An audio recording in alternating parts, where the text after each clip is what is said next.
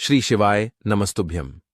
दोस्तों, क्या आपको पता है कि पुराने जमाने में तांत्रिक और ऊंजा लोग कुछ ऐसी चीजों का इस्तेमाल करते थे जो आम लोगों की नजरों से दूर होती थीं, और उन्हीं में से एक है फिटकरी, जिसे साधारण लोग तो बस पानी साफ करने या दाढ़ी बनाने के बाद लगाते हैं। लेकिन असल में यह एक तांत्रिक वस्तु है जो बुरी नजर, ऊपरी हवा टोटके, तंत्र बाधा और नकारात्मक ऊर्जा से बचाव में चमत्कारी रूप से काम करती है। कहते हैं कि गांवों में जब किसी पर अचानक से सिर दर्द, चक्कर आना, बेमतलब का डर या बार बार बीमारी हो, तो लोग समझ जाते थे कि यह किसी तांत्रिक असर का काम है, और ऐसे में सबसे पहला उपाय होता था फिटकरी से उतारा करना। एक मुट्ठी भर काली फिटकरी लेकर उस व्यक्ति के ऊपर से 7 बार उल्टी दिशा में घुमाकर आग में डाल दिया जाता था, और जैसे ही वह फिटकरी आग में गिरती, उसके साथ ही नजर और तांत्रिक असर भी झलकर खत्म हो जाता। अगर आग में फिटकरी जलने पर आवाज आए या वह चिंगारी की तरह उछले, तो समझ लीजिए कि नजर या ऊपरी हवा जरूर थी। इतना ही नहीं, पुराने तांत्रिक बताते हैं कि अगर दुकान या घर में फिटकरी का छोटा सा टुकड़ा उत्तर दिशा की ओर लटका दिया जाए, तो वहां कोई भी बुरी शक्ति प्रवेश नहीं कर पाती। शनिवार के दिन काली फिटकरी के टुकड़े को जेब में रखकर हनुमान मंदिर में जाकर लौटने से जीवन में आने वाली बाधाएं धीरे धीरे समाप्त होती हैं। और रात को सोते समय अगर मन बेचैन रहता है, डरावने सपने आते हैं या बार बार नींद टूटती है, तो नहाने के पानी में फिटकरी डालकर स्नान करने से तुरंत असर दिखाई देता है। यहां तक कि कुछ लोग तो इसे घर के हर कोने में रख देते हैं ताकि कोई नकारात्मक शक्ति पास ना आ सके। यह ना कोई टोना है ना टोटका, बल्कि हमारे पूर्वजों की परखी हुई तांत्रिक विद्या है, जो आज भी उतनी ही असरदार है जितनी 100 साल पहले थी। बस फर्क इतना है कि अब लोग इसे भूलते जा रहे हैं। लेकिन अगर आप इन पुराने उपायों पर विश्वास रखते हैं, तो एक बार जरूर आजमा कर देखिए। हो सकता है आपकी किस्मत की उलझी डोर भी इसी छोटे से फिटकरी के टुकड़े से सुलझ जाए। अगर आप भी करोड़पति बनना चाहते हैं, अगर आपका पड़ोसी बहुत ही ज्यादा धनवान है, तो अब आप भी बन सकते हैं धनवान, क्योंकि आप बहुत ही ज्यादा किस्मत वाले हैं। जो आपको यह वीडियो देखने के लिए मिल रहा है, मैं आपको इस वीडियो में जो जानकारी बताऊंगा उसे बहुत ही ध्यान से सुनिएगा। एक ऐसा मंत्र बताऊंगा जिससे कि आप बहुत जल्दी करोड़पति बन सकते हैं। कभी भी आपके पास पैसा खर्च नहीं होगा। मैं आपको जो भी उपाय बताता हूं वह बहुत ही आसान से उपाय बताता हूं, जैसे कि हर कोई व्यक्ति कर सके। इसमें ना ज्यादा पैसा खर्च होता है। अगर मैं आपको ज्यादा पैसा खर्च करने वाला उपाय बताता हूं, तो लोग उसमें विश्वास भी नहीं करते हैं, और हर कोई यह उपाय भी नहीं कर पाता है।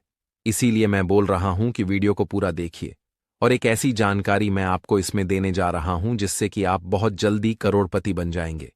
आजकल लोगों में एक दूसरे के प्रति बहुत ज्यादा जलन की भावना बढ़ गई है। इसी कारण से वह एक दूसरे को परेशान करने के लिए उनके ऊपर तांत्रिक क्रियाओं का प्रयोग करने लगे हैं, जिस कारण से उनके धन की वृद्धि नहीं हो पाती है। लेकिन अब से ऐसा नहीं होगा। अगर आप मेरे द्वारा बताया गया काम कर लेते हैं, तो आपको बहुत जल्दी पैसे की प्राप्ति होगी और आप बहुत जल्दी धनवान बन जाएंगे। आपके घर में इतना पैसा होगा कि आप सोच भी नहीं सकते हैं। मैं आपको इस वीडियो में बताऊंगा कि आपके पड़ोसी के घर से क्या लेकर आना है जिससे कि आप धनवान बन जाए। अगर आपके घर में आसपास कोई भी बहुत ज्यादा धनवान व्यक्ति है, तो आपको उसके घर से यह चीज ले आनी है। फिर देखिए आप कितना जल्दी धनवान बन जाएंगे।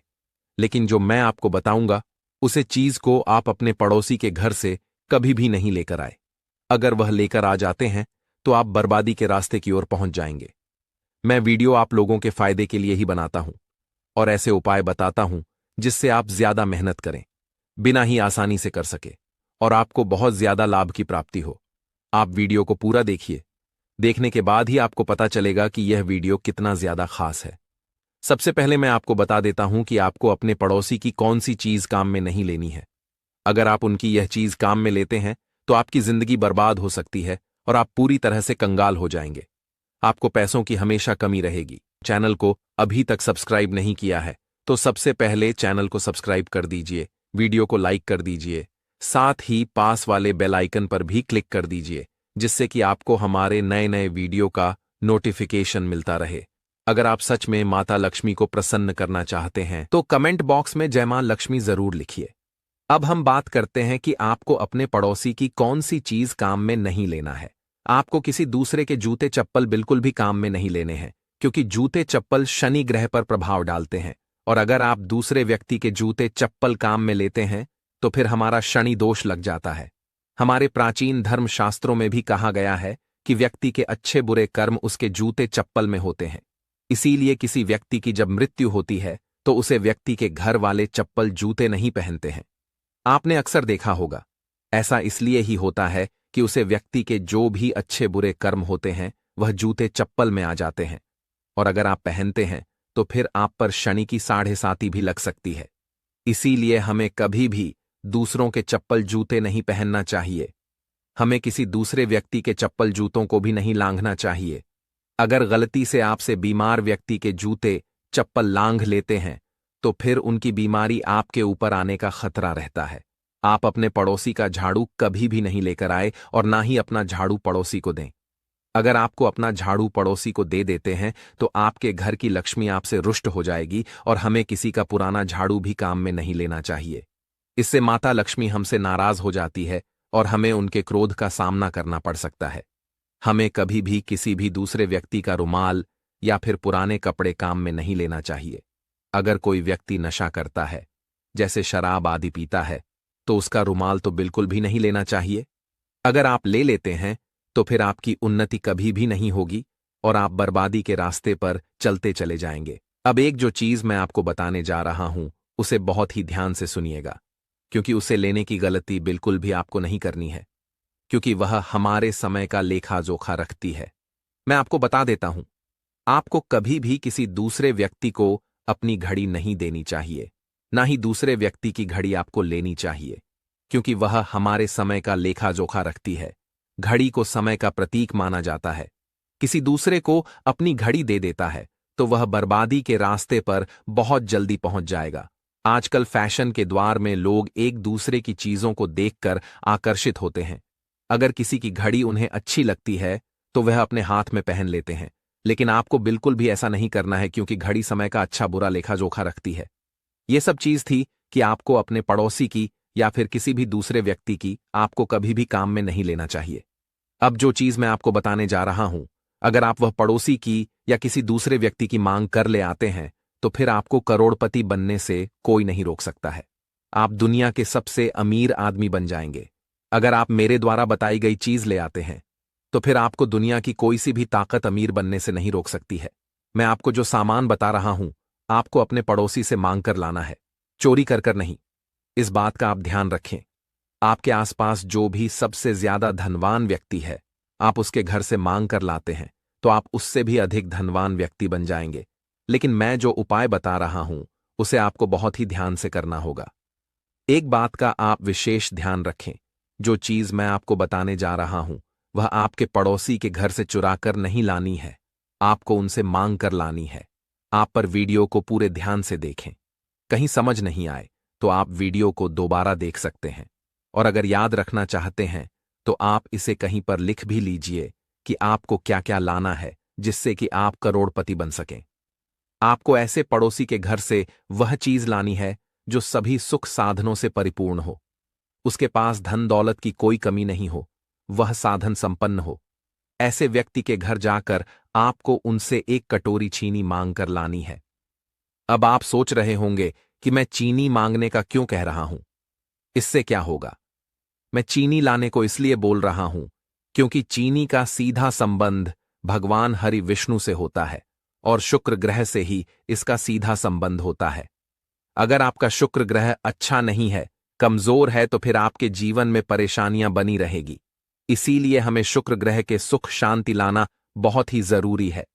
शुक्र ग्रह शांत रहने से हमें हमेशा मानसिक शांति का अनुभव होता है और हमेशा हम उन्नति के रास्ते पर चले जाते हैं। हमारे जीवन में हमेशा खुशियां रहती हैं और हमें कभी भी पैसों संबंधी कोई परेशानियों का सामना भी नहीं करना पड़ता है। और शुक्र ग्रह का सीधा संबंध माता लक्ष्मी से ही होता है, और माता लक्ष्मी में ही हमें धन दौलत आदि प्रदान कर सकती है, जिससे हमारे जीवन में सुख शांति बनी रह सके। और इसी कारण से आपको अपने पड़ोसी के घर से चीनी मांग कर लानी है। और जो व्यक्ति साधन संपन्न होता है उसको कभी धन दौलत की कोई नहीं होती है। तो ऐसे व्यक्ति के घर पर माता लक्ष्मी हमेशा अपना आशीर्वाद बनाए रखती। इसी कारण आपको अपने ऐसे पड़ोसी से चीनी मांग कर लानी है जो पूरी तरह से साधन संपन्न है, और माता लक्ष्मी को कौड़ी बहुत ज्यादा प्रसन्न होती है जहां पर भी कौड़ी होती है। माता लक्ष्मी स्वतः चली आती है। इसीलिए आप जो पड़ोसी के घर से चीनी मांग कर लेंगे उसमें आपको एक कौड़ी रख देनी है। अब आप इस चीनी को एक डिब्बे में भरकर उसमें ऊपर एक कौड़ी डालकर बंद करके अपने रसोई घर में रख दीजिए। फिर आप देखिए कि आपके घर में कैसे बरकत होती चली जाएगी और आप बहुत जल्दी करोड़पति बन जाएंगे। जब तक यह कौड़ी और चीनी आपके घर में रहेगी आपको कभी भी किसी प्रकार की कोई कमी नहीं होगी, कभी भी आर्थिक समस्या का सामना नहीं करना पड़ेगा। जैसे जैसे आप जिस पड़ोसी से चीनी लेकर आए हैं वह उन्नति करता चला जाएगा, वैसे वैसे आप भी उन्नति करते चले जाएंगे। आपके पास भी बहुत सारा धन होगा, हर तरफ से आपके पास पैसा आने लगेगा, कभी भी कोई पैसों की कमी नहीं होगी और आपके घर में सब कुछ सुविधा बहुत जल्दी उपलब्ध हो जाएगी।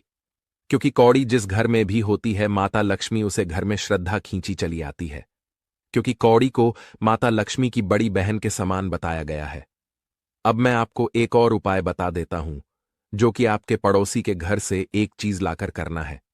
आप सोच रहे होंगे इन सब से कुछ नहीं होता है, लेकिन मैं पूरे विश्वास के साथ कह रहा हूं कि इन सब से आपको जरूर फायदा होगा। एक बार आप यह उपाय जरूर करके देखिए, यकीन नहीं आता है तो आप एक दो दिन में यह उपाय करके देखिए, फिर आपको खुद को विश्वास हो जाएगा कि यह उपाय कितना ज्यादा चमत्कारी है। अब जो दूसरी चीज मैं आपको बताने जा रहा हूं वह है हल्दी पिसी हुई। हल्दी आपको अपने पड़ोसी के घर से लानी है। हल्दी का सीधा संबंध बृहस्पति ग्रह से माना जाता है और बृहस्पति देव के स्वामी भगवान। अब आप जो हल्दी पड़ोसी के घर से लाएंगे आपको वह हल्दी भगवान विष्णु को समर्पित करनी है, और हल्दी में आपको तुलसी के पत्ते और उसकी थोड़ी सी जड़ रख देना है। और तुलसी में भगवान विष्णु और माता लक्ष्मी का निवास माना जाता है, इसीलिए जिस घर में तुलसी होती है वहां पर भगवान विष्णु स्वतः ही चले आते हैं। एक बात का विशेष ध्यान रखें कि ऐसे ही आपको किसी भी पड़ोसी के घर से यह सामान नहीं लाना है। अगर वह गरीब है तो फिर आप उसके घर से यह सामान लाते हैं तो आपको और ज्यादा आर्थिक परेशानियों का सामना करना पड़ेगा। इसीलिए आपको जो व्यक्ति सबसे ज्यादा धनवान है उसके घर से आपको यह सामान लाना है, और मैंने बताया है वैसे ही आपको करना है। फिर आप इस चीज का चमत्कार देखिए कि आप कुछ ही दिन में करोड़पति बन जाएंगे। हर तरफ से आपके पास पैसा आने लगेगा। जिस व्यक्ति के घर से आप वह चीज लेकर आए हैं वह जैसे जैसे उन्नति करता चला जाएगा, तरक्की की ओर बढ़ेगा, वैसे वैसे आप भी तरक्की की ओर बढ़ते चले जाएंगे। आपको मैंने इस वीडियो में बहुत ही आसान से उपाय बताए हैं। एक उपाय भी अगर आप कर लेते हैं तो आपकी किस्मत पूरी तरह से बदल जाएगी। इसीलिए आप एक उपाय जरूर करके देखिए और मुझे कमेंट बॉक्स में कमेंट करके बताएं कि आपने कौन सा उपाय किया है और आपको उससे कितना फायदा हुआ है। आज हम आपको बताएंगे कि मंदिर में जो एक लोटा जल रखा जाता है उसका क्या करें, और मंदिर का लोटा कैसा होना चाहिए, पीतल का या तांबे का। कुछ लोग ये गलतियां कर देते हैं और बाद में पछताते हैं। ऐसी गलती आप कभी मत करना, नहीं तो कंगाल हो जाओगे, बर्बाद हो जाओगे। मंदिर में एक लोटा जल ऐसे कभी मत रखना। साथ ही जानिए दीपक घर में कौन से पदार्थ का रखना चाहिए, तांबे का, लोहे का, पीतल का, कांसे या फिर स्टील का या माटी का। कुछ लोग अपने पूजा घर में गलत तरीके से दिए को रखते हैं और उनका घर बर्बाद हो जाता है। और जानिए दीपक की बाती कच्चे कलावे से बनाएं या रुई से या फिर सूती हाथ में बांधने वाले कलावे से। कुछ लोग दीपक जलाते समय भयंकर गलती कर देते हैं जिस कारण उन्हें पितृ दोष, शनि दोष, काल सर्प दोष, मंगल दोष, भयंकर से भयंकर गरीबी का दोष भी लग जाता है। दोस्तों कुछ लोग यहां पर ऐसे भी होंगे जो इस वीडियो को बीच में ही छोड़ देंगे। अगर इस वीडियो को आपको छोड़ना ही है तो अभी छोड़ देना, परंतु वीडियो को बीच में छोड़कर लक्ष्मी माता का अपमान मत करना। दोस्तों बहुत समय से आप लोगों के प्रश्न आ रहे हैं कि मुख्य द्वार पर जल छिड़कने का सही समय क्या होता है और सही विधि क्या होती है, किस समय हमें जल छिड़कना चाहिए, और क्या मुख्य द्वार पर जल छिड़कने के लिए स्नान करना आवश्यक है या बिना स्नान किए भी मुख्य द्वार पर जल का छिड़काव किया जा सकता है। झाड़ू लगाने से पहले या फिर झाड़ू लगाने के बाद जल को छिड़कना चाहिए। एक और प्रश्न आया है कि क्या पीरियड्स में हम अपने घर के मुख्य द्वार पर जल का छिड़काव कर सकते हैं या मुख्य द्वार पर दीपदान कर सकते हैं।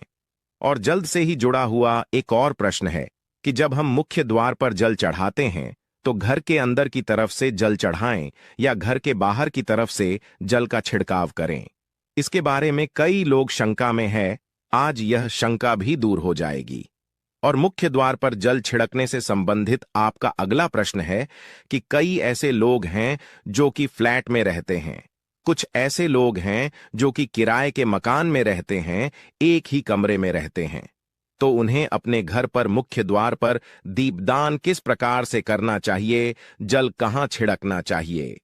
तो दोस्तों, आज की वीडियो पूरी तरह से आपके प्रश्नों पर ही आधारित है। तो दोस्तों, सबसे पहले जानते हैं कि घर के बाहर या घर के अंदर दिए जलाने के क्या क्या फायदे होते हैं। दोस्तों, घर के बाहर या घर के अंदर दीपक जलाने के फायदे जानकर आप चौंक जाएंगे।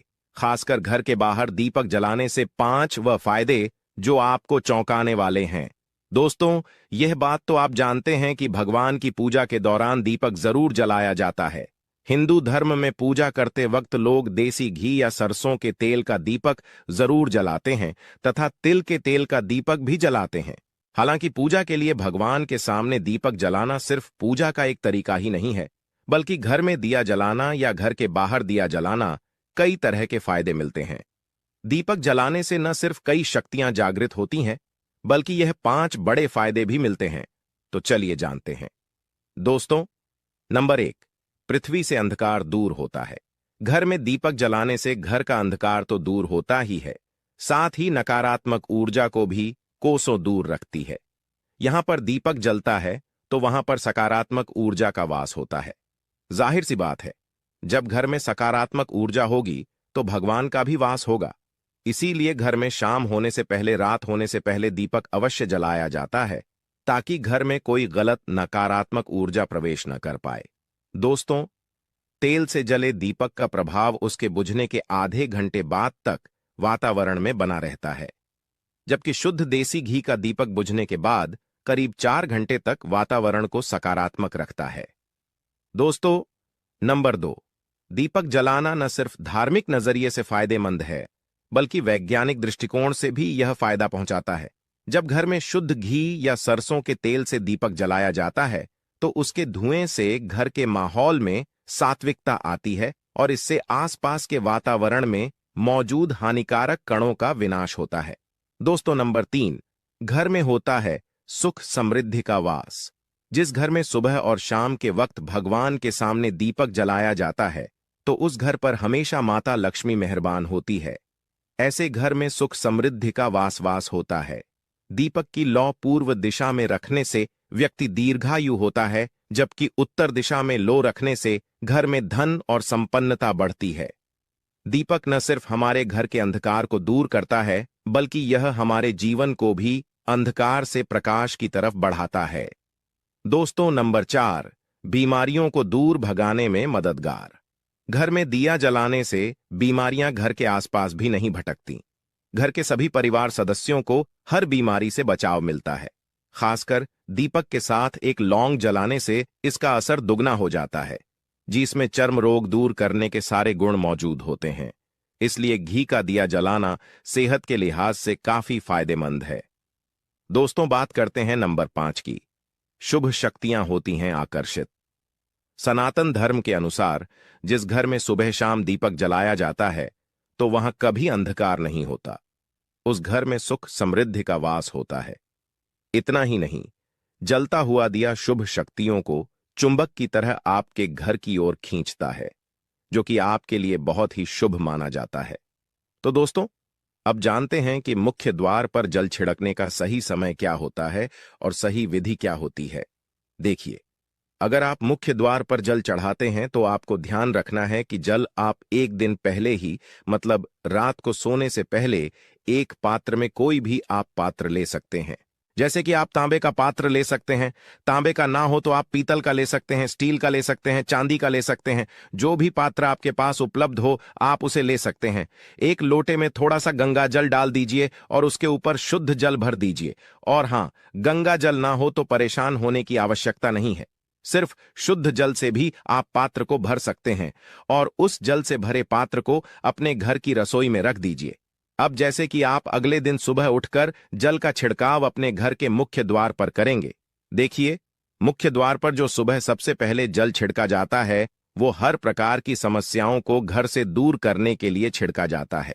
जैसे किसी भी प्रकार की नकारात्मक ऊर्जा से आप परेशान हैं, बहुत समय से परेशानियों में घिरे हुए हैं, तो ऐसे में घर की रसोई में जल रखा जाता है और यही जल घर के मुख्य द्वार पर सुबह उठकर छिड़का जाता है। इस जल के छिड़काव से आपके घर की कोई भी परेशानी हो बहुत शीघ्र समाप्त हो जाती है। इस उपाय को करने से आपके घर में सुख समृद्धि भी आती है, बीमारियों से भी मुक्ति मिलती है। मतलब देखिए, किसी भी प्रकार की मानसिक परेशानी हो, शारीरिक परेशानी हो, आर्थिक तंगी हो या आपके घर में कोई वास्तु दोष हो, किसी भी प्रकार के ग्रह दोष हो, तो आपको सभी प्रकार के दोषों से, ग्रह दोषों मुक्ति मिलती है। वास्तु दोष और पितृदोष भी समाप्त होता है। इसके साथ ही जैसे कि बहुत से लोगों के प्रश्न होते हैं कि उनके ऊपर किसी ने कुछ कर करा दिया है, उनके परिवार में किसी भी प्रकार की पहले कोई परेशानी नहीं थी, लेकिन अभी कुछ समय से परेशानियां लगातार आती ही जा रही और कोई रास्ता नहीं मिल रहा है परेशानी से निकालने का। तो किसी के भी किए कराए तंत्र मंत्र का प्रभाव हो, किसी की बुरी नजर का प्रभाव हो, तो भी आपके इस उपाय से, मतलब इस एक लोटा जल से आपकी परेशानी कुछ ही दिनों में समाप्त हो जाती है। तो यह घर की सभी परेशानियों से मुक्ति पाने का रामबाण और सबसे सरल, सबसे आसान उपाय होता है, जो हमारे शास्त्रों में वर्णित है। तो आप अपने घर की रसोई में एक लोटा जल रखें, रात में भरकर और प्रातःकाल जल्दी उठकर उसे जल्द से अपने घर के मुख्य द्वार पर छिड़काव कीजिए। अब जैसे कि बहुत से लोगों के प्रश्न आते हैं कि यह जल हमें किस समय अपने घर के मुख्य द्वार पर छिड़कना चाहिए, तो देखिए, सुबह सूर्योदय होने से पहले इस जल का छिड़काव आपके घर के मुख्य द्वार पर हो जाना चाहिए। आप चाहे इसके बाद आप शुद्ध जल से, मतलब किसी भी दूसरे जल से अपने घर के मुख्य द्वार को धोते हैं तो कोई समस्या नहीं है, लेकिन इस जल का छिड़काव घर के मुख्य द्वार पर सूर्योदय होने से पहले हो जाना चाहिए। अब दोस्तों, आपका अगला प्रश्न है कि क्या हमें स्नान करके इस जल का छिड़काव अपने घर के मुख्य द्वार पर करना चाहिए या फिर बिना स्नान किए भी कर सकते हैं। देखिए, यह जो हम जल चढ़ाते हैं, मतलब यह एक उपाय होता है, तो इसे हम स्नान करने के बाद नहीं करते हैं। सुबह जल्दी उठते हैं और उठकर सबसे पहले घर की रसोई में जाएंगे, उसके बाद उस जल को लेकर आप घर के मुख्य द्वार पर जाएंगे। मुख्य द्वार खोलकर मैन गेट खोल दीजिए और उसके बाद मुख्य द्वार पर इसी जल का छिड़काव कर दीजिए और जल का छिड़काव करते समय अपने पितरों का ध्यान कीजिए, मां लक्ष्मी का ध्यान कीजिए, क्योंकि कहा जाता है कि सुबह सुबह मां लक्ष्मी प्रत्येक द्वार पर आती है, सबके द्वार पर आती है। जिनके भी द्वार खुले होते हैं, जिनके घर में जल का छिड़काव मुख्य द्वार पर हुआ रहता है, उसके घर में प्रवेश कर जाती है। तो आप माता लक्ष्मी का अपने मन में ध्यान कीजिए और एक तरह से प्रार्थना कीजिए, हे मां लक्ष्मी, आप मेरे घर में प्रवेश करें, आपका स्वागत करने के लिए मैं तैयार हूं। और उसके बाद अपने पितरों का ध्यान कीजिए, क्योंकि जो हमारे घर की दहलीज होती है, वहीं पर पितरों का वास माना जाता है। तो जब आप दहलीज पर जल के छींटे देते हैं तो आपके पितृ बहुत प्रसन्न हो जाते हैं और उनका आशीर्वाद भी आपको प्राप्त होता है। तो सुबह जो आप जल छिड़कते हैं, इसके लिए स्नान करने की आवश्यकता नहीं है, बिना स्नान किए भी कर सकते। दोस्तों, वीडियो में आगे बढ़ने से पहले आपसे छोटा सा निवेदन है कि कमेंट बॉक्स में जय मां लक्ष्मी अवश्य लिखें। साथ ही हमारे चैनल को सब्सक्राइब करके बेल आइकॉन को भी क्लिक कर लें। तो दोस्तों, आपका अगला प्रश्न था कि मुख्य द्वार पर जल का छिड़काव सुबह झाड़ू लगाने के बाद करना है या फिर झाड़ू लगाने से पहले भी जल का छिड़काव कर सकते हैं। तो देखिए, जैसे मैंने आपको पहले ही बताया था कि उठने के बाद सबसे पहला कार्य जो आपको करना है, वह जल का छिड़काव ही करना है। उसके बाद आप झाड़ू लगा सकते हैं। लेकिन एक चीज का ध्यान रखिए, जब हम सोकर उठते हैं तो सबसे पहले बिस्तर पर बैठे हुए ही अपने दोनों हथेलियों को एक साथ देखना चाहिए और हथेलियों को देखते हुए मां लक्ष्मी का ध्यान करना चाहिए। कराग्रे वस्ते लक्ष्मी कर मध्य सरस्वती कर मूल्य तू ब्रह्मा प्रभाते कर दर्शनम। दोस्तों, इस मंत्र का उच्चारण आप चाहे तो कर सकते हैं, नहीं करते हैं तो भी कोई बात नहीं। उसके बाद दोनों हाथ जोड़कर सभी देवी देवताओं को प्रणाम किया जाता है और उसके बाद अपने हाथ से पृथ्वी का स्पर्श करते हैं। धरती को छूकर प्रणाम करते हैं 2 बार या 3 बार और उसके बाद अपना दाहिना पांव पृथ्वी पर रखते हैं। उसके बाद ही बाकी के जो सभी कार्य होंगे वो उसके बाद ही किए जाएंगे। जल का छिड़काव आप उसके बाद ही करेंगे, मतलब सुबह उठने के बाद सबसे पहले हथेलियों के दर्शन, फिर धरती को प्रणाम कीजिए, फिर धरती पर पैर रखें और उसके बाद रसोई में जाकर आपको जल लेना है और घर का मुख्य द्वार खोलकर मुख्य द्वार पर जल का छिड़काव करना है। मां लक्ष्मी का और अपने पितरों का ध्यान करना है। उसके बाद आप अपने घर में आ जाएंगे और उसके बाद जो भी आपकी रूटीन वर्क होते हैं, मतलब झाड़ू लगाएंगे या फिर आप स्नान करेंगे, यह सभी कार्य उसके बाद किए जाएंगे। और अब जैसे कि कई लोगों के प्रश्न आते हैं कि जब हम जल का छिड़काव करते हैं तो क्या उसी समय घर के मुख्य द्वार पर झाड़ू लगाकर और पानी डालकर क्या मुख्य द्वार की अच्छे से सफाई कर सकते हैं? जी हां, बिल्कुल कर सकते हैं। पहले आप जो रसोई में रखा हुआ जल है उस जल का छिड़काव कर दीजिए। उसके बाद और भी पानी डालकर, मतलब अगर आपके पास जल और उपलब्ध है तो और जल लेकर और घर के मुख्य द्वार की अच्छी तरह से झाड़ू से या कैसे भी सफाई कर सकते हैं। और कई लोगों के प्रश्न आए हैं कि हम किसी फ्लैट में रहते हैं या फिर किसी ऐसे कमरे में रहते हैं, किराए के कमरे में हमारे पास एक ही कमरा है, तो हम जल का छिड़काव या फिर दीपदान कहां पर करें, किसे हम अपना मुख्य द्वार माने। देखिए, जो आपका अपना कमरा है या फिर जो फ्लैट है जहां पर आपका नेम प्लेट लगा हुआ है, आप उसी स्थान पर दीपदान करेंगे और उसी स्थान पर आपको जल का छिड़काव करना है। मतलब जहां पर अगर एक ही कमरे का मकान है तो आपके कमरे का दरवाजा है, वहीं पर आपको थोड़ा सा जल छिड़कना है और वहीं पर आप दीपदान भी करेंगे, जो कि मुख्य द्वार से जुड़े हुए उपाय होते हैं। वह आप अपने घर के, मतलब जो अपना कमरा है उसके बिल्कुल दरवाजे के पास ही करेंगे। और आपका अगला प्रश्न है कि क्या पीरियड में हम अपने घर के मुख्य द्वार पर जल का छिड़काव कर सकते हैं, दीपदान कर सकते हैं? तो देखिए, जल का छिड़काव करने के लिए पीरियड हो या ना हो उससे कोई फर्क नहीं पड़ता, जल का छिड़काव कर सकते हैं। रही बात दीपदान की, तो दीपदान देखिए कार्मिक पूजा में आ जाता है और कार्मिक पूजा हम बिना शुद्ध हुए नहीं कर सकते हैं, मतलब पीरियड समाप्त होने के बाद ही आप कर सकते हैं। दोस्तों, बाकी जल का छिड़काव आप कभी भी कर सकते हैं, पीरियड्स में भी कर सकते हैं, कोई समस्या नहीं है। और अब आपका प्रश्न है कि क्या मंदिर में जो हम जल रखते हैं क्या वो रखना जरूरी है, और अगर हम रखते हैं तो उस जल का क्या करें? देखिए, मंदिर में जल रखना बहुत आवश्यक है। जल एक ऐसी चीज होती है जिसमें सभी प्रकार की जो एनर्जी होती है वो जल में समाहित हो जाती है। जो हम पूजा पाठ करते हैं, मंत्रों का जप करते हैं या वहां पर प्रार्थना करते हैं, जो भी हमारे अपने मन की कामना भी कहते हैं, भगवान से तो सभी चीजें उस जल में समाहित हो जाती हैं। इसलिए